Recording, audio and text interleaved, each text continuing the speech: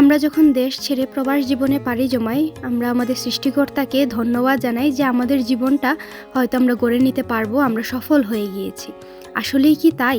সফলতার দ্বার প্রান্তে পৌঁছতে আমরা আমাদের সেই ছোট্টবেলার পরিবারটাকে পিছনে ফেলে আসি।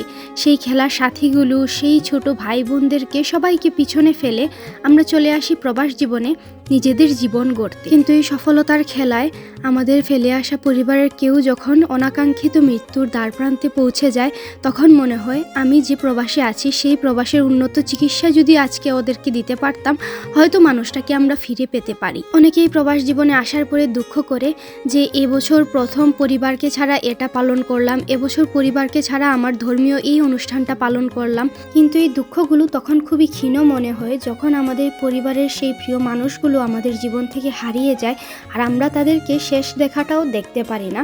আসলে তখনই মনে হয় প্রবাস জীবনে আসলে আমরা কতটা ব্যর্থতা অর্জন করতে পেরেছি।